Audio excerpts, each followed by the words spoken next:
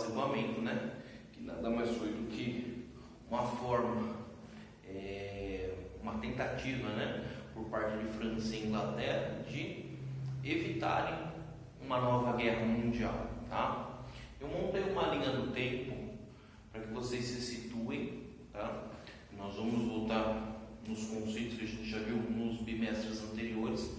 Nós vamos voltar a falar de Primeira Guerra Mundial até a Segunda Guerra Mundial, tá? Então vou pegá-los pela mãozinha e levá-los da Primeira até a Segunda Guerra Mundial, tá? Vamos relembrar.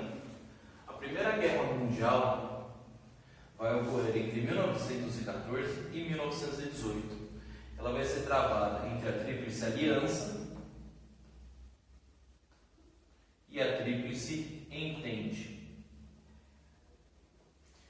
A Tríplice Entente vai ser a grande vencedora da guerra. A Tríplice Aliança, a grande derrotada. Quais países então serão derrotados na Primeira Guerra Mundial? A Alemanha, o Império Austro-Húngaro. Antigamente, a Áustria e a Hungria, são países da Europa atual, formavam um único império, tá? E o Império Turco Otomano. Os turco-otomanos dominavam uma grande região no que hoje nós conhecemos como Oriente Médio, tá? A partir da derrota na Primeira Guerra Mundial, se formou a Turquia, o país que nós temos nos dias de hoje, dando origem a muitos outros países, como a Síria, o Líbano, pedaços do Iraque e assim por diante. Vocês podem ver pelos nomes, quem acompanha os jornais, é uma região muito conflituosa. Desde a queda do Império Turco-Otomano, nunca mais houve uma liderança que conseguisse dar coesão a esses países. Eles vivem brigando entre eles, tá? Então, um dos reflexos da Primeira Guerra Mundial nos dias de hoje por exemplo, são os conflitos na região do Oriente Médio. Continuando. O Tratado de Versalhes vai marcar o fim da Primeira Guerra Mundial, lá entre 1918 e 1919. O Tratado de Versalhes ele vai impor uma série de regras a esses países que foram derrotados. No caso do Império Austro-Húngaro, ele vai ser separado, vão virar dois países, como eu já disse, Áustria e Hungria. No caso da Alemanha, nós já estudamos isso daí de uma forma mais pormenorizada, mas só para relembrar, a Alemanha vai ser extensamente punida pelo Tratado de Versalhes. Ela vai perder territórios, vai ser impedida de formar um exército, vai ter que praticamente arcar com todos os custos, a gente está falando de muito dinheiro, da Primeira Guerra Mundial. Por último, no caso do Império Turco-Otomano, vai haver essa cisão, que eu acabei de mencionar, essa separação. Então, o Império Turco-Otomano vai se transformar numa série de outros países do Oriente Médio. Tá? Continuando. A questão do Tratado de Versalhes ela vai afetar muito a economia da Alemanha. A Alemanha, que era até então o país mais rico do mundo, quase como uma versão da época dos Estados Unidos de hoje, ela vai se ver enfraquecida, empobrecida, né? A situação dos alemães nesse período aqui, entre os anos 20 e anos 30, a gente está falando de 1920 e 1930, tá? Vai ser uma situação de pobreza extrema, tá? Os alemães eles vão entrar numa espiral negativa. Entretanto, quando a gente fala de Segunda Guerra Mundial, a gente não está falando só dos alemães, tá? A gente está falando de vários outros países, embora o enfoque principal, pela Alemanha representar o lado mais forte desses países que contestavam a ordem mundial, a Segunda Guerra Mundial não é formada só pelos alemães. Nós vamos estudar a formação do eixo Roma-Berlim e o caminho que levou à formação desse grupo, né? Lembrando, a Itália estava dentro da Tríplice Entente.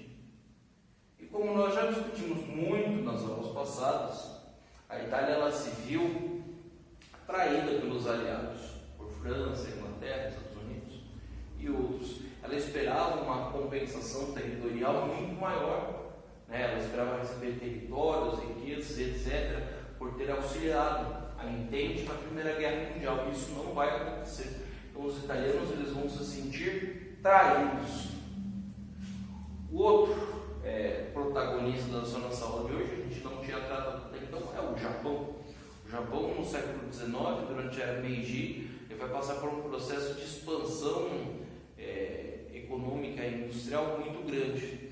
Entretanto, o Japão é um país muito pobre em recursos naturais. Diferentemente do Brasil, lá não tem minérios como bauxita para fazer alumínio, aço, enfim. Não tem ferro, não tem bauxita, não tem carbono. O Japão é um país que tem um território muito pobre de recursos naturais. E os japoneses eles vão precisar buscar em outros territórios aquilo que eles precisavam para a sua indústria. E esses outros territórios vão estar ou ligados diretamente ao Império Britânico ou indiretamente. E isso vai se transformar num problema. Então o Japão vai estar em rota de colisão com a Inglaterra e com a França, que tinham as grandes colônias da época. Então, quando a gente estuda a ascensão dos regimes totalitários, a gente está falando do nazismo na Alemanha, a gente está falando do fascismo na Itália, e a gente está falando do imperialismo japonês.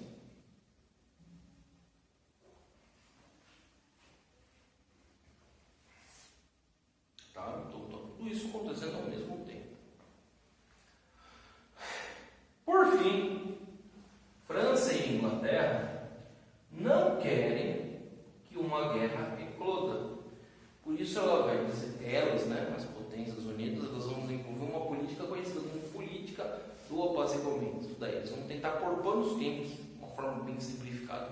Então tudo que a Alemanha, a Itália e o Japão estão fazendo, eles vão empurrando para debaixo dos panos. Tá? E vocês vão me perguntar, tá professor, legal, mas o que a Alemanha, a Itália e o Japão estão fazendo? Eles vão atacar vários países, tá? Se não fisicamente, politicamente, tá? Eles vão impor a sua vontade sobre esses países. Muitas vezes as nações elas não precisam sair no soco, vamos colocar assim, não precisam ser travadas guerras. Um país ele consegue impor a sua vontade sobre o outro sem guerrear. E como ele faz isso? Demonstrando que é inútil que o outro resista. Tá?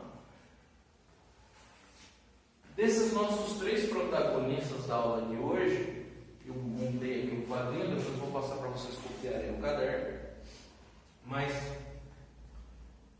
sobre a expansão territorial desses países, a gente pode destacar, no caso da Alemanha, a conquista da Áustria e dos Montes Sudetos, que vão gerar aí a Conferência de Munique. Vocês já estudaram isso na aula passada. Lembrando que a Alemanha estava sempre em busca da construção dessa grande Alemanha. Lembra sempre dos conceitos do pangermanismo e do antissemitismo. O pangermanismo, a ideia de que todos os povos de língua alemã têm que ficar dentro de uma grande Alemanha. O antissemitismo é aquela ideia racista, que os alemães eles faziam parte de um grupo superior, de uma raça ariana, coisa da pureza do sangue, que os judeus faziam parte de uma conspiração mundial para atacá-los. Guardem sempre esses conceitos, porque tudo que vocês forem estudando na Segunda Guerra Mundial, elas são justificáveis, aliás, elas são explicáveis, justificáveis não, são explicáveis através da compreensão desses conceitos. Tá? Continuando. No caso da Itália, houve a invasão aí da Etiópia, que na época era um país da África, aliás, é um país da África, mas na época era um país que estava muito fragilizado politicamente. A Itália atacou a Etiópia e a conquistou, transformou na sua colônia. A mesma coisa foi feita contra a Albânia, que é um país aí dos Bálcanos, perto da Grécia.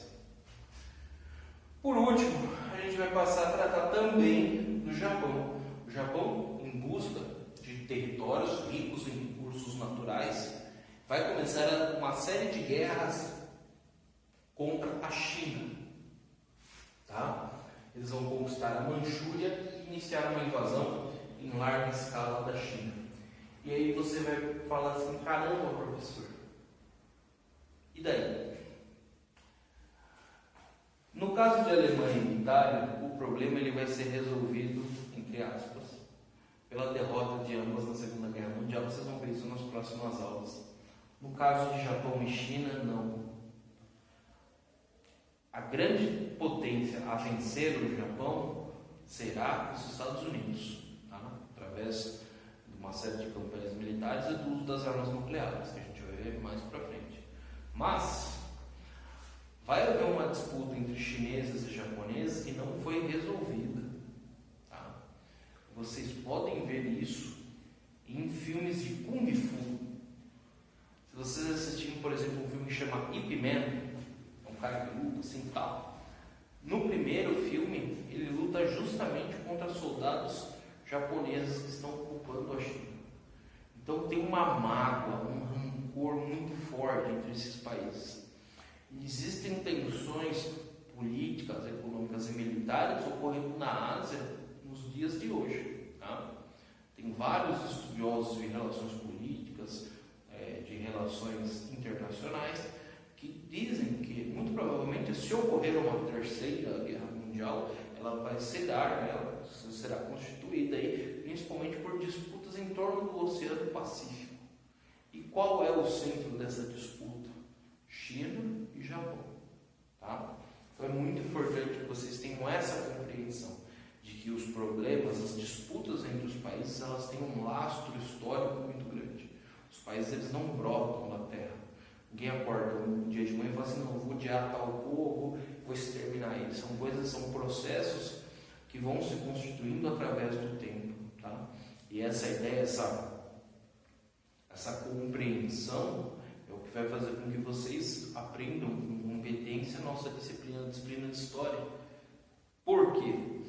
Porque a partir do momento que você compreende que existe uma dinâmica por trás das relações entre os países, você começa também a ter a capacidade de compreender quando você se depara com uma notícia, com um filme, com um jornal. Por quê? Porque hoje em dia nós somos muito atacados, entre aspas, tá? No sentido figurado, muito atacados por questões ideológicas nos nossos espaços privados. Como a gente pode sintetizar isso? Eu acabei de sinalizar um exemplo do filme sobre o Ip Man. Tá? O filme é um filme chinês. Então, o grande herói é um chinês. Pode parecer até ilógico falar isso, só que vocês têm que prestar atenção em quem é o emissor da mensagem. Vamos dar um outro exemplo prático. Vamos falar de um outro exemplo da ideologia agindo. Vamos supor, é uma suposição, tá? É uma suposição. Vamos dizer que eu não gosto de pessoas que usam a camiseta azul. Então toda vez que eu for fazer a minha aula, eu vou olhar com cara feia para quem está de camiseta azul. Ao longo do tempo, o que eu quero passar para os outros, para os demais? Que usar a camisa azul não é legal, não é bom, não é um comportamento aceitável. É um preconceito meu, da pessoa com a camisa azul, tá? Que vai ser transferido aí para os demais. Por quê? Porque vocês estão assistindo o que eu estou fazendo. Tá? Então, quando vocês assistem programas de TV, filmes, escutam música, todas essas mensagens que vocês trazem para dentro da casa de vocês, elas estão permeadas por ideologias, tá? Por ideias, por formas de pensar. E o que essas mensagens elas estão querendo fazer? Elas estão querendo vender uma ideia. Elas querem que você faça parte daquele grupo, você faça parte daquela forma de pensar. Pensa sempre que toda ideia busca a universalização. Isso é, todo mundo quer que você pense como ele. Beleza? Então, estamos encerrando aí a primeira parte da nossa aula de hoje. nossa segunda parte.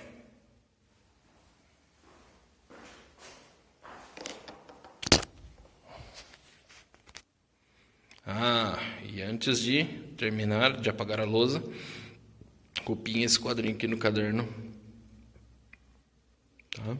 Que é importante, vai ajudá-los na hora da prova.